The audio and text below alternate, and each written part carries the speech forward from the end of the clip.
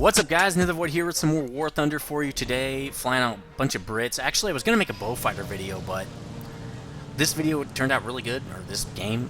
Well, it's a good game, but the next game is a lot better. So, man, I didn't use the Beaufighters the whole time. Anyway, Beaufighter is, if you don't know, really nice rank 5 and 6 Brit planes. Basically, attack planes. They do have some ordnance, mainly torpedoes for ship battles. And I know right here I could have selected not to have torps on, but I always forget. Maybe I'll get that eventually. But anyway, but the real power behind the Beaufighter is, it's two things. Well, it's really three things. It's got a super heavy amount of armament, nice 20mm cannons and stuff that hit really hard, and has a nice fire rate. And it also has some pretty ridiculous turn capabilities. This thing can outturn BF-109s and all sorts of other aircraft, which, being so large as it is, you'd think that wouldn't be the case, but this thing can. It turns on a dime, which is a lot like most of the British planes, pretty normal. Another thing is this thing can take a huge beating from behind, that's what she said, and keep on trucking, so you really have to shoot this thing like straight into the cockpit, which I don't suggest because I do believe these have 4 20mm cannons each, and if you're flying straight at it, you're just going to get shot in the face a bunch of times and probably die. But if you can do it, maybe if you have 37mm or something like that, or maybe you could rocket it with the IL-2, I don't really know. So there you can see the firepower, sheared that guy's wing right off. Pretty easy. Right there you can see, no brainer, real simple. They also have tail gunners, which is kind of cool. So if you're getting tailed, like you can see mine shooting right now, they're not very powerful, but they're decent.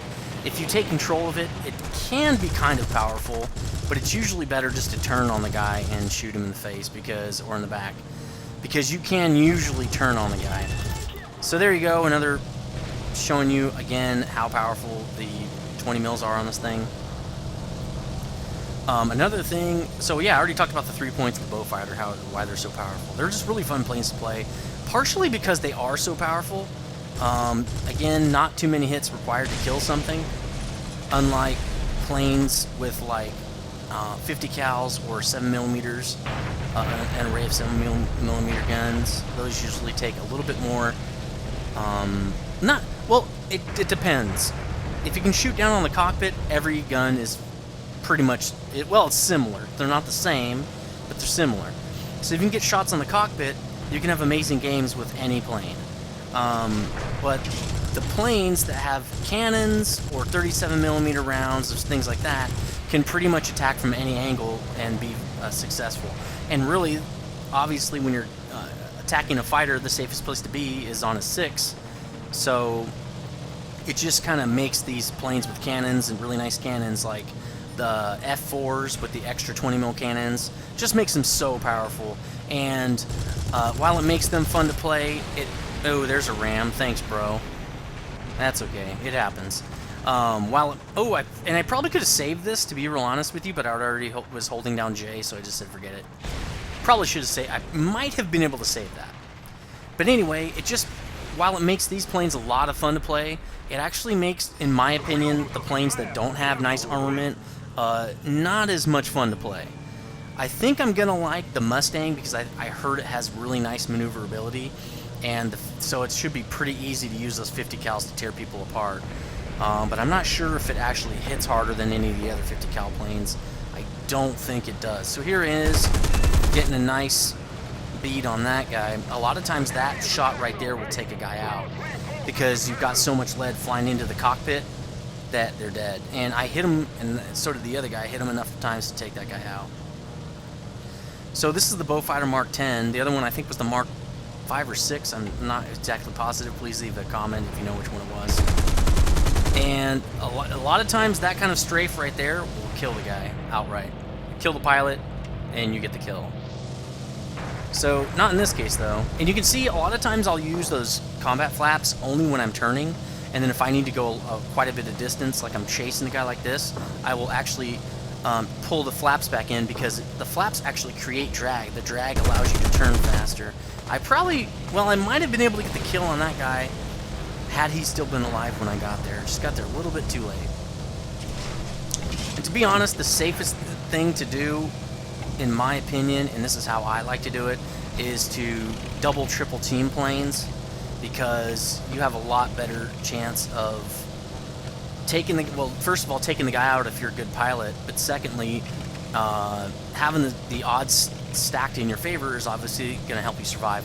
That's one of my survival techniques. It's, people might say it's kind of chicken, what have you. It doesn't matter. It works.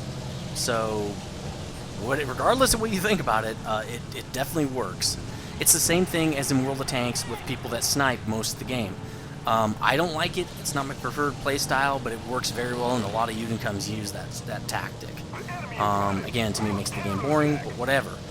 In this game, I like to pick off the guys that are in over their heads, or 2 to 5 like it is here. They're flying into the enemy furball. So Dornier 217, very good plane. Probably why he's just think he can fly in and just get some kills. Getting some alright hits on him. I am having a little bit of a hard time getting my crosshair on this guy. A little bit of scissor action. His tail gunner is now shooting me. I think he is out of control surfaces? No, he can still turn. Another thing about when you're on a plane like this, you really need to shoot him down pretty much right away, because as you can see, especially as you critical the guy and start taking out his control surfaces and he starts flying straighter, more guys will jump on him and get hits on him. So you really need to try to take him out as quick as you can, and really all that is about is aiming. If you're good at putting your cursor on the enemy, you're more likely to kill more planes just because you can take them out before your buddies. So I think the other guy was pretty much taken out. This guy's being a little squirrely. I haven't even had a hit note. There we go, hit indicator. So you can see this thing doesn't really want to go left and right. There we go. You need to use, so I killed the pilot right there, through the aircraft there. Now I get hit by my own ally again. Happens a lot in these games where people just don't watch where they're flying, or they're watching and the field of view in this game is not very wide, and so sometimes you can have a wreck and not even see the other guy. Spitfire Mark II, the reason I was flying this out, I usually don't fly this out because it's almost fully unlocked now, is that I was kind of pissed that both of my deaths were from teammate collisions. And again, it happens, but it's like, man, it's a sucky way to die. It's not, because it's like you weren't beat by the enemy, you just happened to randomly crash into allies. So, yeah. Anytime you have a chance to kill one of these A-20s, do it. So, the Spitfire is an awesome plane. It's one of the best turn fighters that the Brits have, at least in my hangar right now. I'm getting shot by an ally, I think. Probably because I dropped in. A lot of times I do that as well. It just depends how long I've been tailing the guy. So these A-20Gs can take tons and tons of damage from the back. And it looks like what's happening there is he's losing oil or something. And so it's going all over my cockpit, my windscreen or whatever it is, windshield. But one thing I did notice about the Spitfire that seems to be changed is it seems like it does not carry as many rounds, because I end up reloading like every 5 seconds in this thing. Oh, am I getting a gun jam? Okay, so I'm getting a gun jam. So there you can see almost completely covered my windshield with all that. It looked like oil from the engines from getting hit, but it could be some kind of a smoke screen or something. I'm not really sure. That doesn't seem to hasn't happened to me before that much. But I think the gun jam is what's going on here. Now, there is an unlock on most planes. It's toward the end, like in the Tier 4 range, where when you get new guns, it reduces the gun jamming speed, like the speed of the overheat or whatever. Usually, it decreases it anyway by like 33% or something like that, which is really awesome because obviously it means you can just hold down that trigger for longer periods of time. I also need to go back to tapping the mouse to try to get more shots out without overheating. So anyway, that's the first game I'm going to show you here in my Brits. Can't wait for tanks to come out. I kind of wanted to talk about that, but this game was very eventful, so I wanted to keep talking. So, didn't fly out any gold planes and got 10k, so let's get another game. Hold on a second. 2 deaths, 5 kills. Pretty nice. Hold on. Here's the second game I wanted to show you. Really beastly game here, and you're going to have to go back because I wasn't watching when it said which map this is, but Again, flying out Beaufighters, like I said, I wanted to make this a Beaufighter video, but didn't... Well, for the first game, it kind of was a Beaufighter game, but you'll see in this game, not really. So again, I fly out with a Torps because, you know, YOLO or something. There is one cool test I wanted to do here, because I thought when I dropped my Torp in this other game I just have, I heard it explode when it hit the ground. So I'm going to try to drop a Torp on this pillbox and see what happens. Because technically, if the vane, that's the little propeller thing in the front, those had to spin and on bombs and on torpedoes, and what that did was align the fuse with the rest of the bomb to activate the bomb, so that when the fuse went off, it would explode the whole munition. So here I come, I'm dropping it on the pillbox here, getting real close because I'm not sure how far away I have to be, and there's no hit indicator, and I don't think there's any damage, but I think a lot of that's because the torpedoes took a lot longer with their vanes, and I don't know how that happened. The lag seemed to one-shot me and explode my whole aircraft. Again, that seems to happen every once in a while with Russian planes. One shot into you, or I'm not sure if it happens with all planes, but like one shot explodes everything on your plane, which is really odd. My whole plane went black with one hit. I don't know if you rammed me or what, but anyway, kind of upset right there, but I thought, you know what, I'm not going to stop the video. Again, like I said before, every time I stop the video, I have a crazy game. And it would have happened this time too, but I'm smarter now, and I didn't stop recording. So anyway, I think the arming time on those torpedoes is just a lot longer, because you know how it'll say like drop your torpedo like a kilometer out? Part of that is because I think it takes a while for those things to arm. I think it's at least 0.3 kilometers. Excellent. Although I think I dropped it at 0.5, but the arming, it might not even arm if it drops through the air. Probably wouldn't. But the arming of those fuses, they pretty much armed the same all the way up into like the 90s and 2000. At least when I was in the Air Force, we still had bombs that had the same kind of arming mechanisms, where turning that little propeller in the front would actually bring that fuse into line. Like I was saying, the fuses are actually stored out of line with the munition, so if the fuse goes off, it won't detonate the rest of the munition, which obviously is important. So this is kind of fun. I dropped the Torp in midair. Or did I? I still have the Torp. Oh, that's right, I forgot to drop the Torp for so long and I couldn't figure out why I couldn't. And there you go. Boom, boom, boom, baby. Again, frames per second on my video on my side. Oh, there we go. I dropped the Torp in midair, and it flies up. It's so cool. Obviously, because I'm falling. The FPS of this video going to complete crap, but I will try my best to commentate over it for you guys. Obviously, you're going to see the regular video. It's going to be totally fine. So I can't wait for tanks to come out. I did want to talk a little bit about that. I wanted to show you a little bit of the trailer or something. I'm not sure if I can. You probably won't be able to see it, but it would be really nice to be able to see that. If you know where I can get more footage for that, let me know, because it'd be really awesome to get. But we'll see how that works. So, trying to get this video to cooperate, it's not going to happen. I think I played War Thunder and I really... There we go, he's dead. Needed to turn off my... reboot my system. Hey, got some FPS back right there, neat. So that guy goes down. Again, the Beaufighters have just that ridiculous amount of damage output. And since I think the guns are on the wings, I want to say, and I can't look right now, so please correct me if that's wrong in the comment section. And that makes it very important to get your wings parallel with your enemy. I believe it works that way. I'm not positive. I'm almost positive that the Dornier 217 has all its guns in the nose. 4 20mm cannons. Again, if any of this is wrong, just correct me. It's fine. It doesn't matter if one stat is incorrect if you just correct it in the comments. Nobody cares. At least I don't, so it's not like I'm trying to, you know, I don't go to YouTuber videos and like report how many mistakes they make and log it to a database or something. Anyway, so I'm hoping this guy dies because I lit him up really good and he's on fire.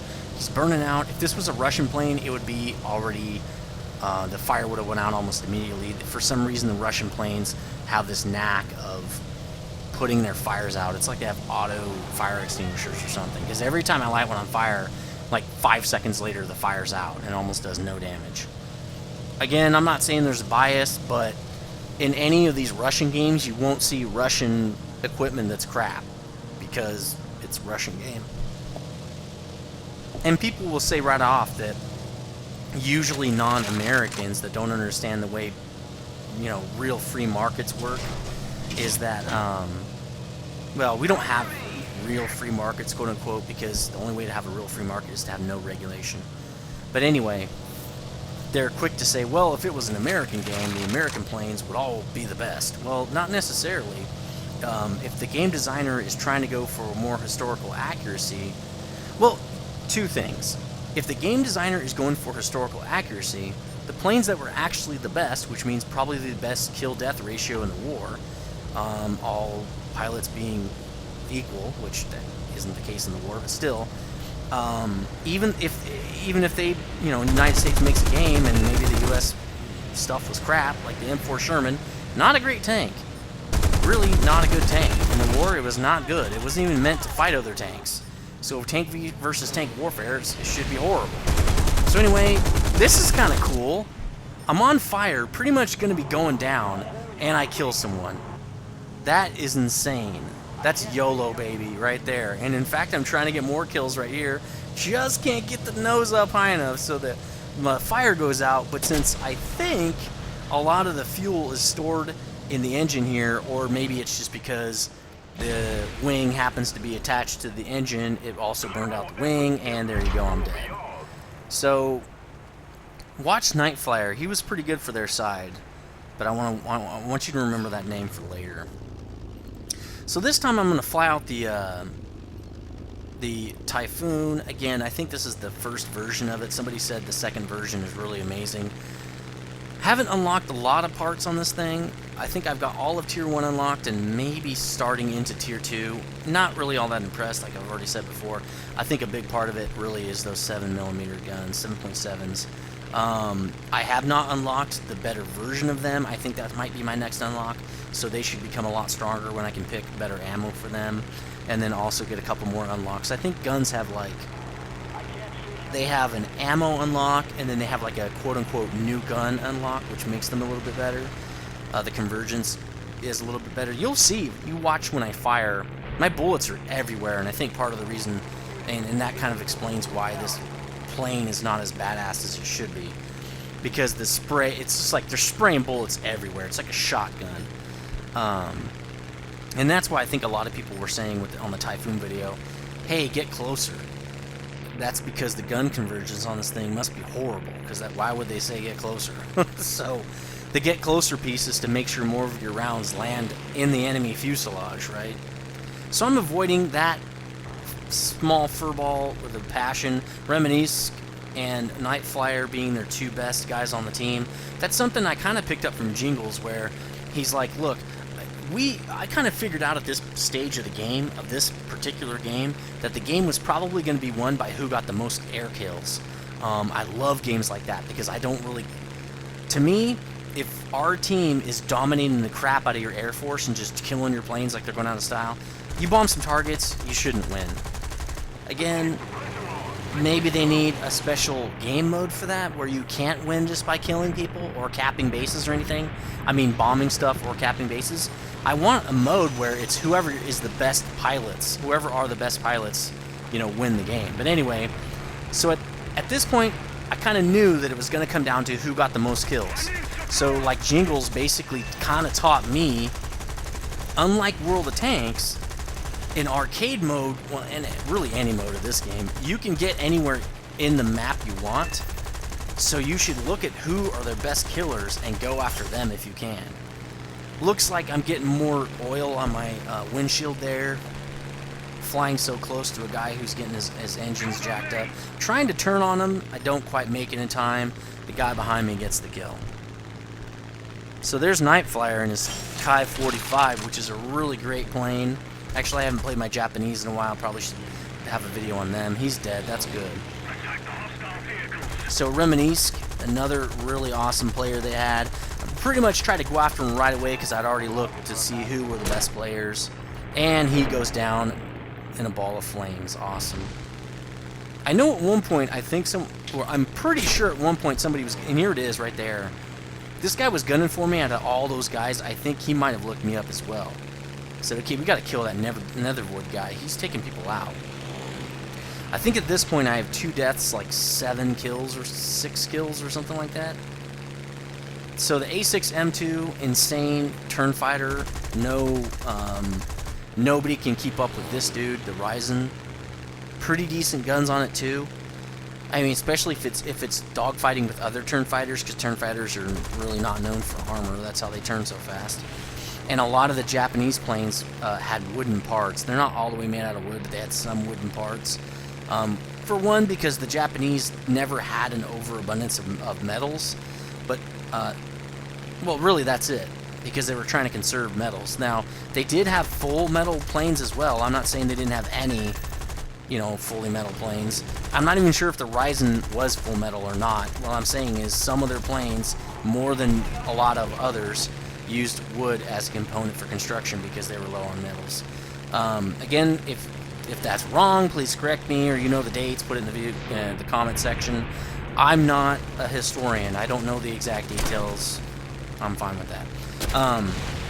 Interestingly enough, I heard somebody else, so somebody's on me right there. Yeah, I'm dead. Night Flyer taking me out right there. I don't know if that was a revenge kill or what, or he just happened to get on my ass, but comes in with his Ryzen and takes me out. So now I'm jumping in the Spitfire Mark IIB. Great plane, really awesome turn fighter, probably the best one in my arsenal at least. I haven't pulled out my gold planes because I do like the D520, the French plane. It's really awesome. It's a decent turn fighter, has good maneuverability. It also has a nose-mounted cannon, which makes it a lot easier to shoot. But this Spitfire is just ridiculous. I do need to have unlock tier 4 in this thing. For some reason, it has really high XP requirements, and I haven't flown in a while, so I have to spend more time in this plane. Once I get those unlocked, it's going to be ridiculous, because I think I have like at least 1 engine unlock and a gun unlock, cover if that's not already unlocked, which makes your plane a little bit more durable. So it's just going to make this thing a monster. Right now, my convergence doesn't seem to be really nice. It's decent. It's not as bad as the Typhoon, but it isn't that great. I do notice that this thing, for some reason, has issues with wobble. To be honest, I don't recall the wobble issues last time I flew this thing. So maybe, again, they're kind of tweaking it because the Spitfires are so damn good. That's a Mark IIA, so that's one model prior to this. Doing some kind of loop-de-loop scissoring in a sense here as we try to turn fight each other. Now I'm on him. At this point, I've pretty much got him as long as I can land shots. You can see it's wobbling quite a bit here. Part of that is because it is so maneuverable. He's flying back into help here, which is not a bad idea at all. I decided to load to get out of there. Partially because that's a mini furball. I'm not going to fly directly into the enemy. IL-2, let's see if I can help take this guy out. That's a beastly plane, and I think I'm behind everyone now. That's where you want to be, the last in the pack here. So, damage is left wing. Control surfaces could be pretty busted. Bam, he's dead. So I'm having a beastly game, and at this point, I'm trying to lay low a little bit, because once you get to the top, the good guys, I think anyway, this is my recollection, I do it, so I assume other people do it, they're gunning for you. Right? They're going to be gunning for you. One other thing I did want to talk about a little bit was getting the... oh, here we go. So this should be a good showdown. I have all my... And for some reason I'm having a hard time turning. But I have all my munitions here. So I'm turning a lot tighter just by turning my mouse a little better. So he's diving for the deck. He's going after someone. It's really hard to get shots on these guys, it seems like, just because of the wobble left and right. And my cannons are probably almost out at this point. Yep, they're out. Usually that's when I can actually shoot the guy. He's flying straight at that point. But anyway, we're going to work a little bit harder to get that DGA War Thunder stream going every Saturday at 2 p.m. Pacific. Or yeah. I think it's 2 p.m. Pacific. Please watch the Steam group.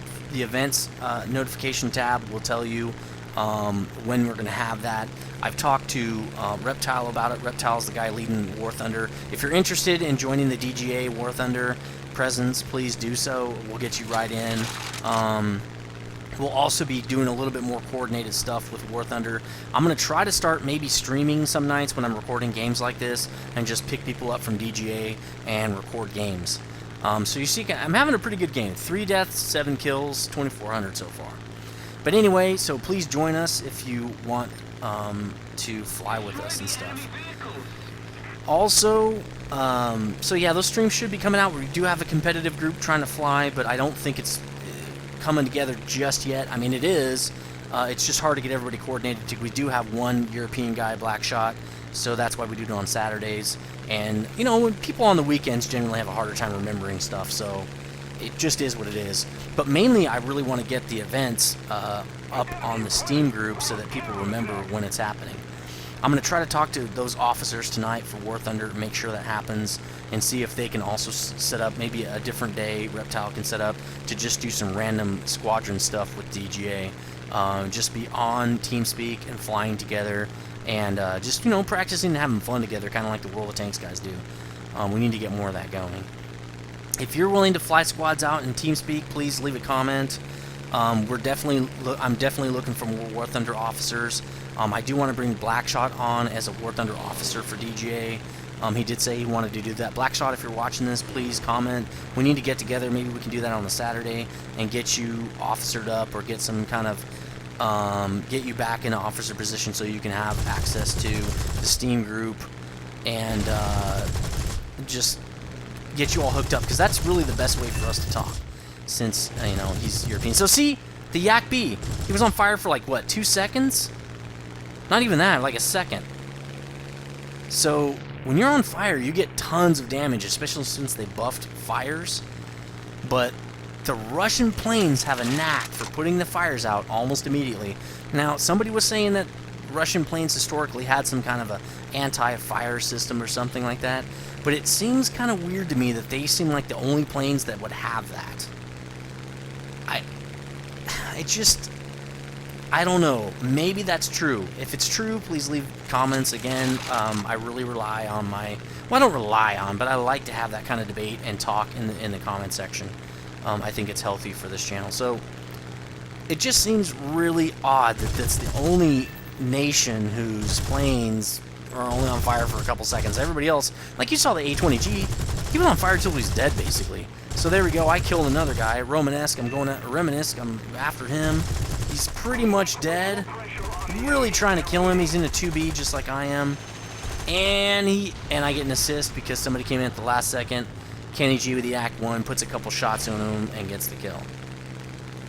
Again, it happens. Whatever. I'm not going to complain about it. There we go. Another kill assist. And the reason that is because I drop on guys all the time. We've got 3 guys chasing him. I drop in from the front and shoot it, you know, kill the pilot. So it happens. 3 deaths, 8 kills now. Cannon's coming back. This plane is a beast turn fighter, and this is a great map for it because it has really deep valleys. A lot of people like to turn fight in this on this map. Again, as you can see, I'm at the fringe really here. I'm not too far out. I'm hanging around the turn fight area, but I'm not just sitting in the valley. That's suicide. You're gonna get dropped on. So here I noticed this Beaufort, which yeah, this is one of those. This is a plane that has bombs, but I don't think it has any front-mounted guns. I'm pretty sure it's like a rank 3 bomber, I want to say. It's a British rank 3 bomber or something like that. Maybe it's a rank 4. It's slightly disappointing, and only because it doesn't have front-mounted guns. It makes it a lot harder to take out people that are on your tail, or just, you know, fighters in general. So here's what I'm thinking right here. We're doing so damn good, I'm not going to let, you know, some bombers win the game for the other team. We're destroying these guys. You know, we by far have the most kills on these guys. We're doing really good.